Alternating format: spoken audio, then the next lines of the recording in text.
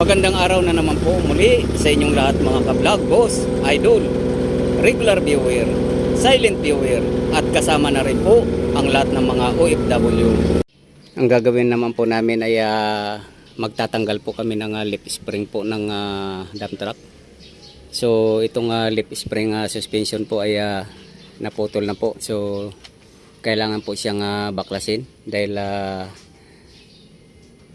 masyado pong delikado pag nasa rough road, baka umusli po itong bakal na to, itong lip spring na to. So ang tatamaan po itong gulong, so sasabog po yung gulong, kaya kailangan pong tanggalin yan habang hindi pa po nangyayari yung masamang kondisyon po ng posisyon ng lip spring. Kasi kapag ito po ay itinakbo at nagbago na yung posisyon, so pwede pong tamaan po itong mga gulong dito. So babaklasin po namin para mapalitan po siya.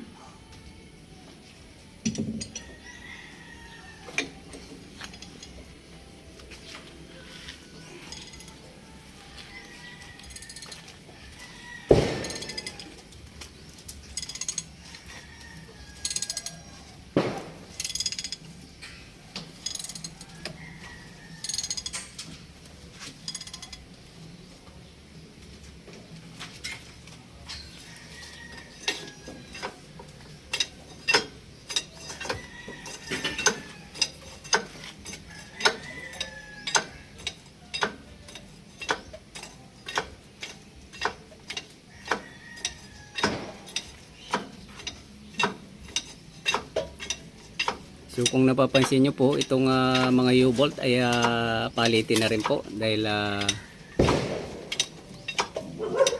masyado ng makalawang at halos lumiit na po yung diameter niya, kaya palitin na rin po yung mga ganyang klaseng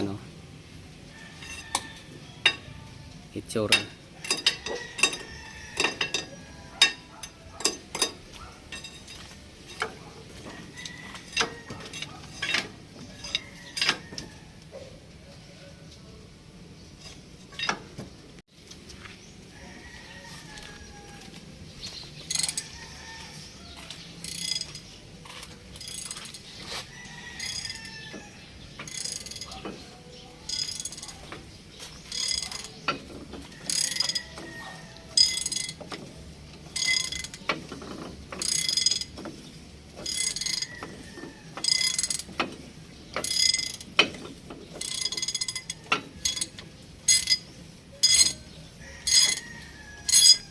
At ayan po, halos isa na lang po na nut yung tatanggalin.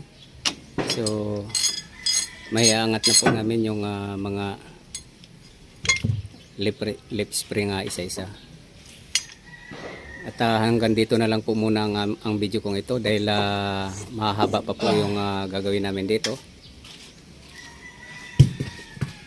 Pagpapatuloy ko na lang po yung video na to kapag napalitan na po.